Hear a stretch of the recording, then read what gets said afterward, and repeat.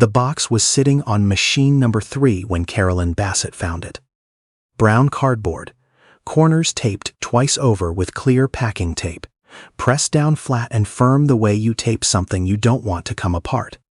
A woman Carolyn had never seen before had set it there 20 minutes earlier, said 3 sentences in a voice that was trying hard to stay steady, and walked back out into the November rain without leaving her name. The door had barely closed before Carolyn's legs stopped working.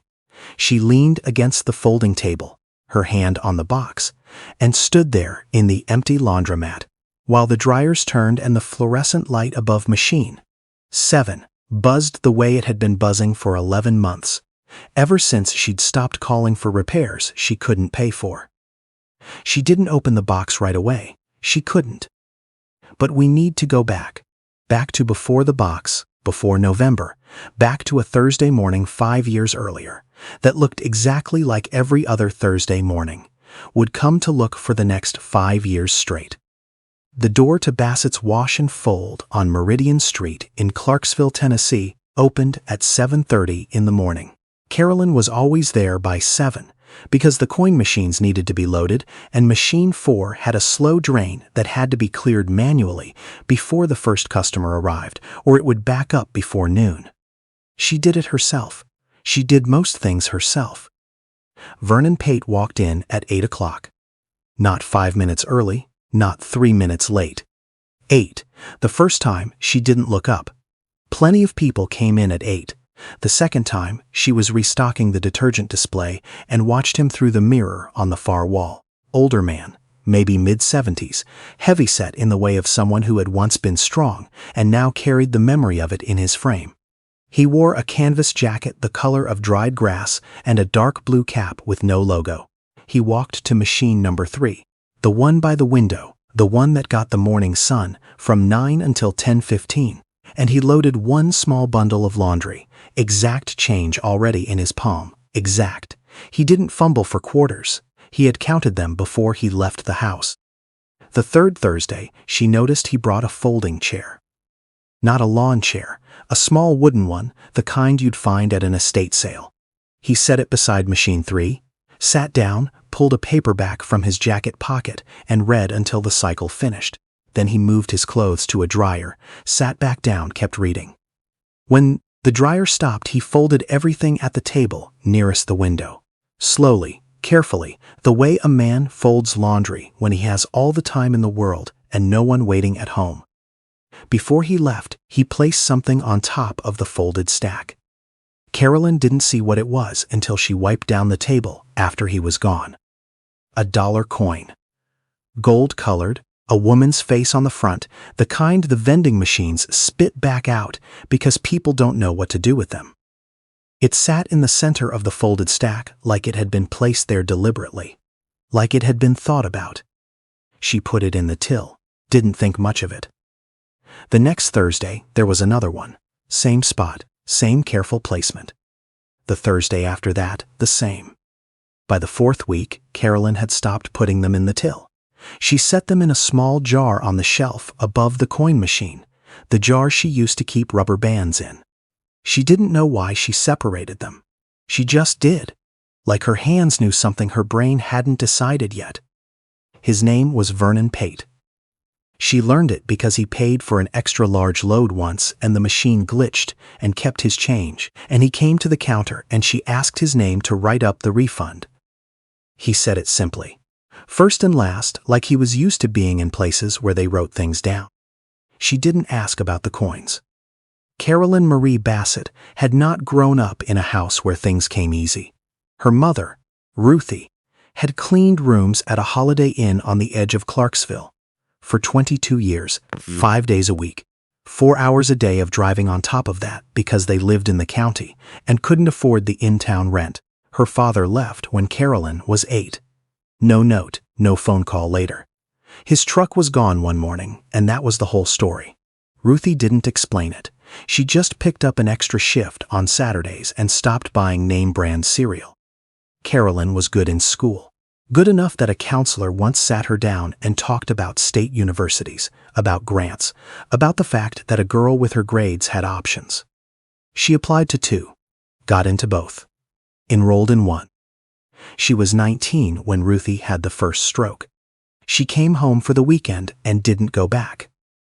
The laundromat had been her mother's idea, technically, not Ruthie's, her great-aunt Louisa's, who had owned a coin laundry in Nashville for 30 years and left it to Ruthie when she died, which meant Ruthie left it to Carolyn, which meant Carolyn found herself at 34, the owner of 8 washing machines, 6 dryers, 2 coin changers, and a water heater that needed replacing. She knew nothing about running a business. She learned by doing, which meant she learned by failing first at most things and then figuring it out. She was 37 when Jada was born. The father was a man named Derek Calloway, who had seemed like a good idea for 2 years and then seemed very clearly like a mistake. He left before Jada was walking. Carolyn didn't chase him. She just picked Jada up and kept moving. It was the only thing she knew how to do. By the time Vernon Pate first walked through the door, Carolyn was 42.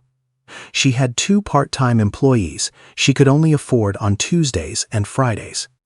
She had a daughter who was 9 years old and who spent after-school hours sitting on the folding table doing homework while Carolyn worked the floor. She had a car that burned oil and a water heater. She had finally replaced on a payment plan, and a back tax notice from the county that she kept in the drawer beneath the register because looking at it didn't make the number smaller. She had the laundromat, and she had Jada, and she had the Thursday coins she kept in a rubber band jar. She never asked about them. In the second year, Jada started coming on Thursdays too. A teacher conference, a half day, a school holiday. Something always lined up. Vernon would be in his chair, by machine 3, book open, and Jada would wander over with the unself-conscious directness of a child who hasn't yet learned that you don't talk to strangers. "What are you reading?" Vernon showed her the cover without looking up. Some kind of history book, thick and worn at the spine.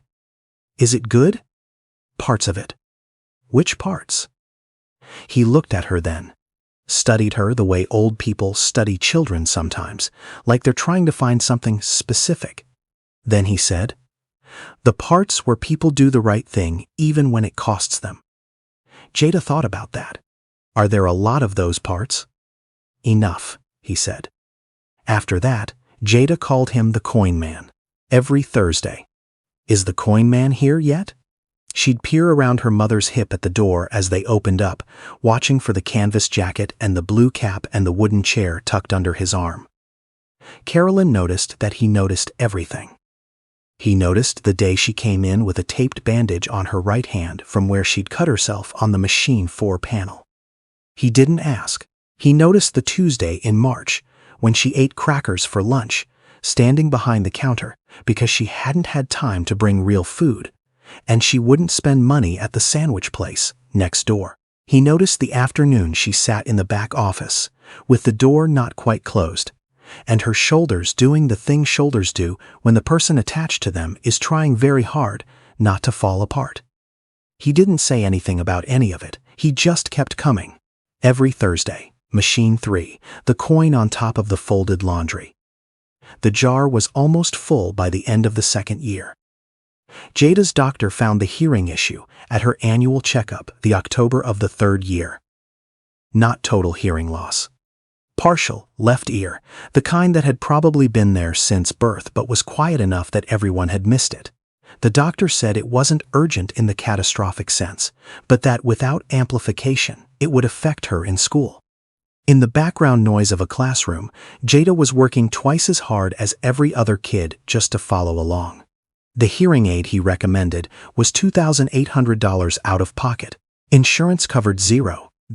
The letter from the insurance company explained why, in 4 paragraphs that Carolyn read 3 times and understood less each time. She put the letter in the drawer with the tax notice. 2 papers she couldn't make disappear by opening the drawer. The transmission on her car went the following January. A Tuesday morning, 7 degrees, and the engine making a sound she'd never heard before, a grinding complaint that turned into a full stop at the light on Jefferson Street. She sat in the dead car with her hazard lights clicking while the cold came in through the floor, and thought about the $2,800, and the tax notice, and the transmission, and Jada asleep at home, who would need to be at school in an hour and 40 minutes.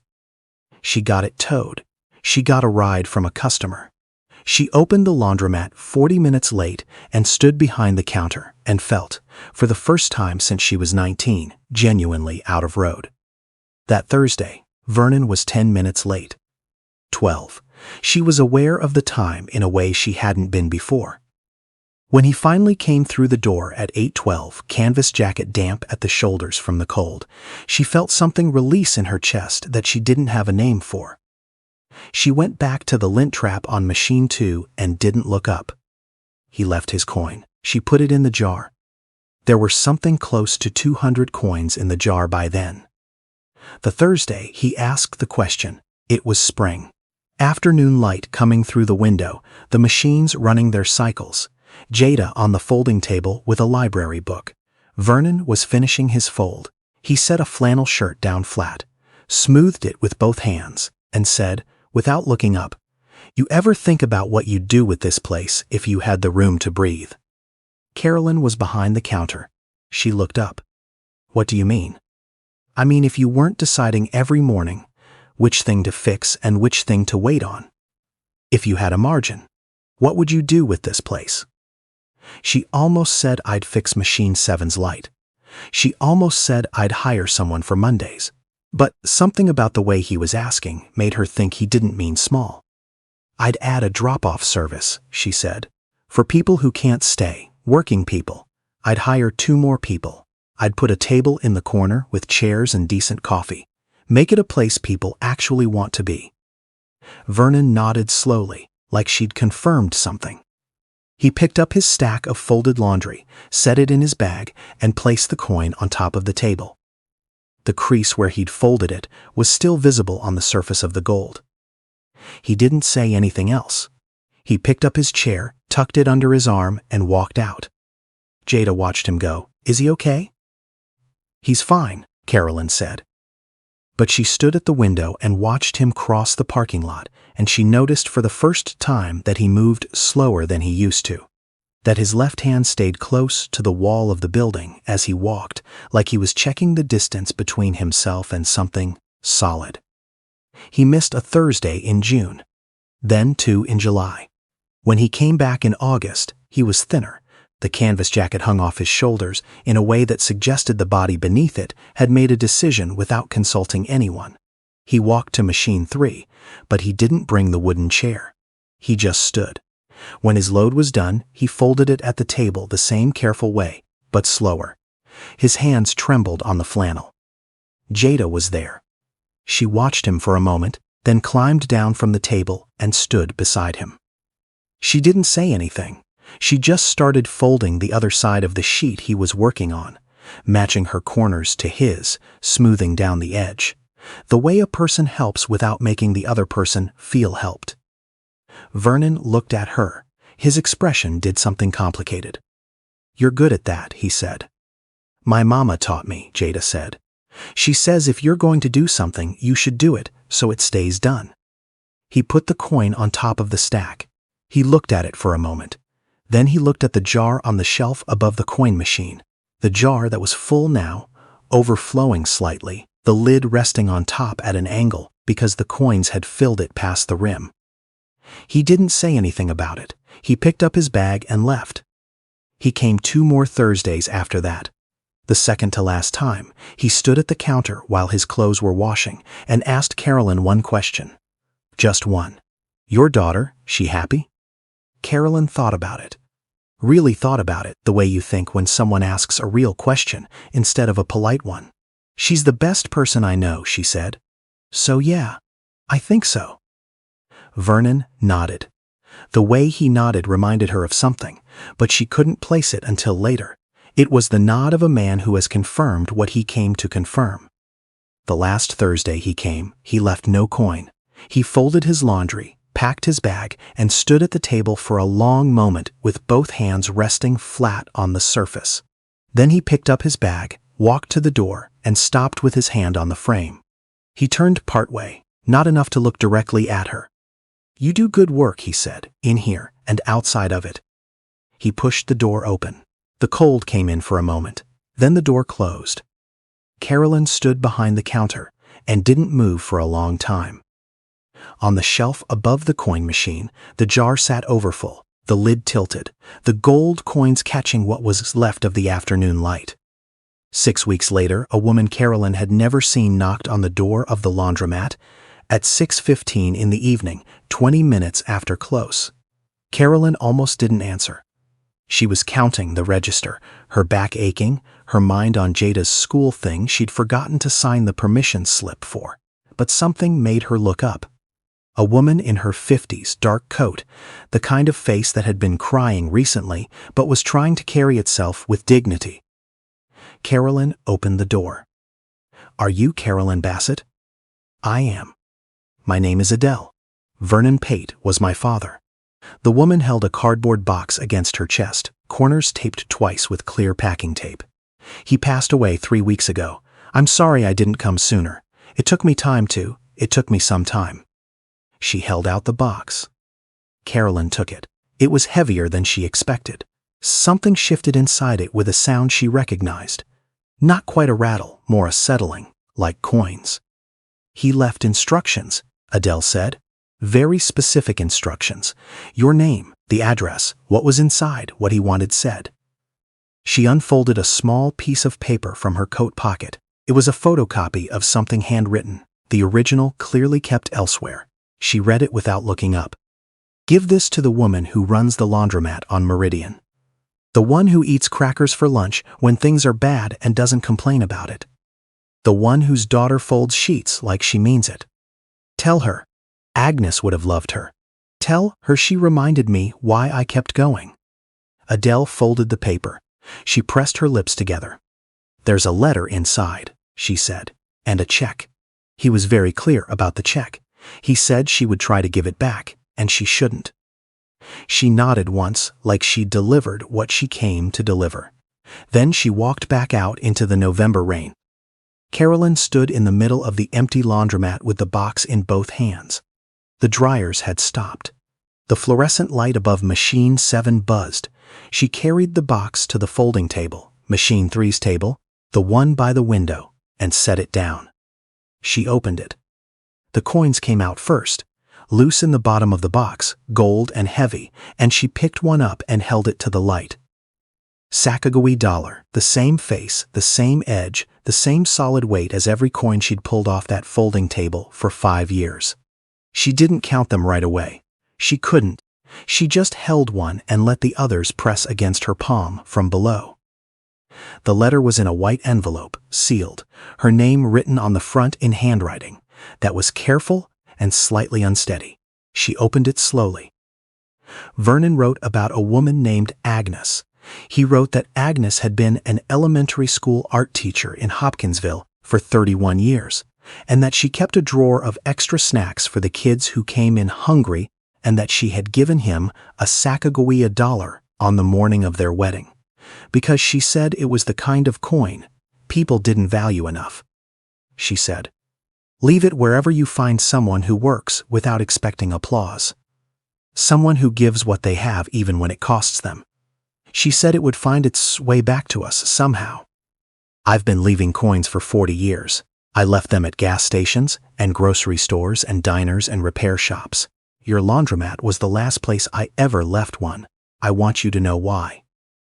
You looked like Agnes, not in your face, in the way you work. She never asked for thanks either. She just kept showing up. The coins in this box are every Thursday for 5 years, 261 of them. The first one in the bag, the one in the small plastic sleeve, is the original, the one Agnes gave me. I kept it all this time. I want you to have it now. Agnes died 2 years ago this November. I came to your laundromat because I needed somewhere to be in the mornings where someone was working and the world was ordinary. You gave me that. I hope I gave you something back. Below the letter, the check. A credit union check, the amount written in that same careful, unsteady hand. $22,000. In the memo line, 6 words, for your daughter's ears and yours. Carolyn's back hit the folding table. She slid down until she was sitting on the floor, knees up, the letter in one hand and the check in the other. The box of coins was above her on the table, and she could hear them settle when the table shook with her shoulders. She sat there on the linoleum floor of Bassett's Wash and Fold on Meridian Street in Clarksville, Tennessee for a long time. The fluorescent light above Machine 7 kept buzzing. The rain hit the window. She held the check against her chest, the way you hold something you're afraid to put down. Jada got her hearing aids in February. The audiologist put them in, calibrated them, and said, "Say something." Carolyn said, "Hey, baby." And Jada heard it the way she had never fully heard it before, the warmth of it, the frequency of her mother's voice, with the room noise and the background hum stripped away, clear and close and right in her ear. Her eyes went wide. She laughed, surprised, short, then longer, the kind of laugh that means something genuinely caught you off guard. Carolyn was next to her on the examination table and did not look away for a single second. She taped the photo from that appointment to the wall behind the register. Jada mid-law, hand over her mouth, eyes bright. The audiologist had taken it without being asked. The back taxes got paid in March. The transmission on the replacement car, better than the last one, 4 years newer, was fine. Machine 7 finally got its light replaced. The drop-off service launched in April, 2 wire baskets by the door with a sign in Carolyn's handwriting. "Leave it, pick it up clean." She hired a woman named Roberta to work the morning shift so Carolyn could take a community college class on small business management 2 afternoons a week. She kept Vernon's coin, the original, the one in the plastic sleeve, in the jar, not with the others, beside them. The other 260 she counted one night after close, stacked them in rolls, and put them in a mason jar on the counter with a handwritten card that read, "Take one if you need it. Leave one if you can." By the following Thursday, 4 coins were gone and 2 new ones had appeared. Jada turned 11 that spring. She started packing 1 extra dollar coin in her backpack every school day. When she saw a kid at lunch sitting alone, or a kid who had the look of someone trying not to be seen, she'd find a way to set the coin near them. A desk, a lunch tray, the corner of a locker. She didn't explain it. She just left it. Her teacher called Carolyn about it in May. Not to complain, to say that a boy who had been struggling, really struggling, had found a coin on his chair on the worst morning of his week, and had held it in his fist through 3 class periods and gone home less broken than he'd come in.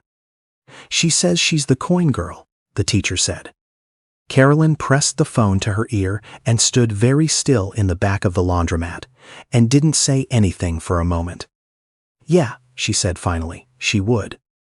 Machine number 3 is still the one by the window. The wooden chair is gone, of course. But on Thursday mornings, before the first customer arrives, Carolyn wipes down the machine with a cloth and sets a single Sacagawea dollar on top of the coin slot. Not in the slot. On top of it. When the first person loads that machine, they find it. Some of them use it. Some of them leave it. Some of them look around like they're trying to figure out where it came from. Nobody ever asks. On the first anniversary of Vernon's passing, Carolyn drove across town to a diner she didn't usually go to. She sat at the counter and ordered coffee. She watched the waitress, young, somewhere in her late 20s, moving fast the way you move when you're covering too many tables. And she watched her the way Vernon used to watch, not staring, just seeing. The way you see someone when you're paying attention instead of just looking. When the coffee was done, Carolyn left a 20 for a $4 cup. And beneath the saucer, where nobody would see it until the table was cleared, she placed a Sacagawea dollar coin, folded into a careful square with a strip of paper wrapped around it.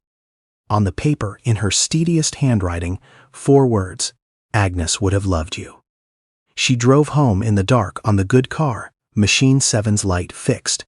Jada asleep already, and she thought about a man with a wooden chair who came every Thursday, not because the machines were good, or the coffee was There was no coffee, but because someone in that building saw him when he walked in. Because showing up meant something, and someone knew it. She thought about that all the way home. And in the morning, she opened the laundromat at 7, cleared the slow drain on machine 4, loaded the coin machines, and waited for the day to begin. At 8 o'clock, someone new walked in. Young woman, probably mid-30s, tired in the way of someone who has been tired for a long time. She stood in the doorway for a moment, looking at the machines like she was counting her quarters, and the count wasn't adding up. Carolyn reached under the counter, took $2 in quarters from the small tray she kept there for exactly this. "Machine 3's open," she said. "Morning light's good over there. Here, first load's on the house." The woman looked at her, uncertain, like she was trying to figure out the catch. There wasn't one. "Go ahead," Carolyn said. "It'll be a good day."